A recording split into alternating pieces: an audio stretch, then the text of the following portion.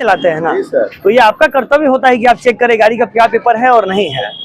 अब सुन लीजिए, हमारी बात सुन लीजिए।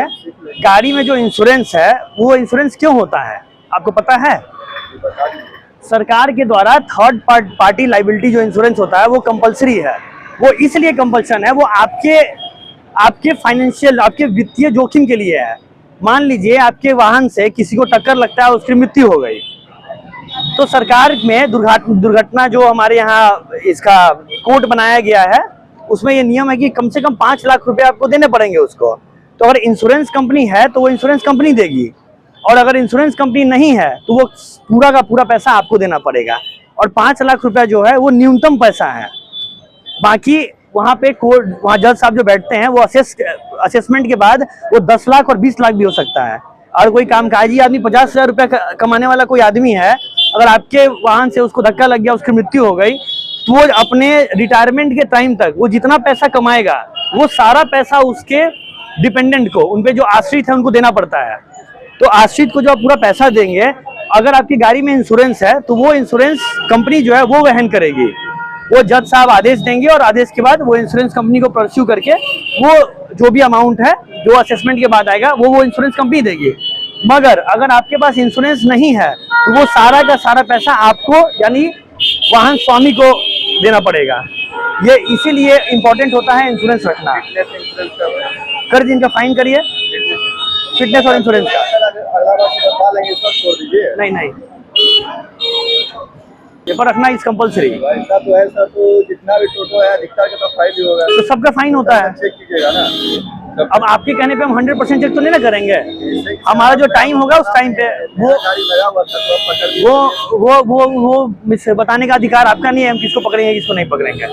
आप अपने में संयम बना के रखिए, आप अपना काम जो भी है एकदम पूरी तरह से कंप्लीट रखिए। बैठिए, अब इसको जमा कर दीजिएगा। गाड़ी जो है अगर आप इससे अपना आप व्यवसाय कर रहे हैं तो इसका भी तो देखभाल करना आपका ही काम है ना। तो बस गाड़ी चलाने से नहीं होगा ना। बताइए, इतना गाड़ी को सजा के रखे हुए और गाड़ी का इंश्योरेंस नहीं है, फिटनेस नहीं है, क्यों?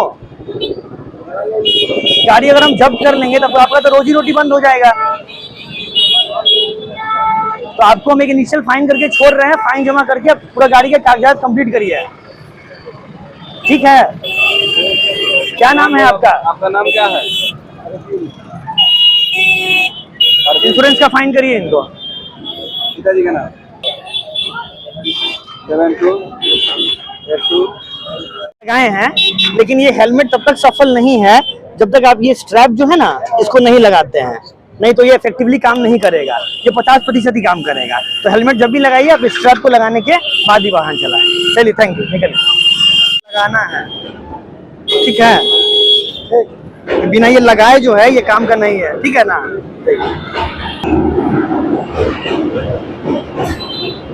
चलिए, सीट बेल्ट लगाए हैं, हमें देख के लगाए हैं, लगा के चलते हैं, लगा के चलते हैं ना। चलिए, लगा के चलते तो बहुत अच्छी बात है। सीट बेल्ट का प्रयोग अवश्य करें, ठीक है? चलिए, जाइए। हेलमेट में जब तक स्ट्रैप नहीं लगाइएगा, ये हेलमेट किसी काम का नहीं है। निकलने के बाद सबसे पहले आपसे पहले हेलमेट गिर जाएगा, नहीं तो, ठीक है? तो अब से हेलमेट जब भी लगाइएगा स्ट्रैप लगा के लगाइएगा। तो अभियान चला गया, क्या मिलता है? राज्य परिवहन आयुक्त महोदय, जिला पदाधिकारी महोदय तथा जिला परिवहन पदाधिकारी महोदय के निर्देशानुसार एक शेड्यूल तैयार किया गया है, जिसमें हर महीने के प्रथम वीक को, फर्स्ट वीक को और थर्ड वीक को एक स्पेशल ड्राइव चलाया जाएगा, जिसमें ओनली हेलमेट और सीट बेल्ट की कार्रवाई की जाएगी। जो भी हम लोग अभी वो टी पॉइंट जो है एसएच और एनएच का, वहाँ पे अभी ये कार्रवाई करते हुए लगभग 60,000 रुपये का चालान अभी हम लोग समन की कार्रवाई किए हैं। उसके पश्चात अभी विद्यापीठ चौक पे और ये क्यूल ब्रिज के नीचे अभी कैमरा लगाने की बात चल रही है, राज्य परिवहन आयुक्त महोदय द्वारा बताया गया है। तो उसके लिए हम लोग यहाँ पे सर्वे करने के लिए भी आए थे। सर्वे करने के दौरान यहाँ पे ई रिक्शा और बाइक चालकों में थोड़ी जागरूकता अभियान के तहत सबको जागरूक किया गया है। हेलमेट पहनने का सही तरीका क्या है ये बताया गया है, और यात्री को चढ़ाने के लिए और अपने वाहन पे चढ़ाने के लिए और उतारने के लिए जो स्पेस जो डिसाइड किया गया है उसी का प्रयोग करने के लिए बोला गया है। बाकी ये कार्रवाई निरंतर चलती रहेगी, हर जगह ये अभियान चलता रहेगा। जिला पदाधिकारी महोदय भी इसको लेके बहुत अभी सख्त है कि नहीं, आपको निरंतर ये जांच अभियान चलाते रहना है और इनसे उनकी रिपोर्टिंग उनको हर वीक में हम करते रहते हैं। आने वाले समय में डिजिटल चालान की कार्रवाई कैमरे के माध्यम से की जाएगी। अभी कल भी इसको लेके वीसी के माध्यम से कल भी एक मीटिंग है और 2 दिन पहले भी मीटिंग हुई है। राज्य परिवहन आयुक्त महोदय द्वारा दिया गया है, जिसमें उन्होंने बताया है कि लखीसराय में 2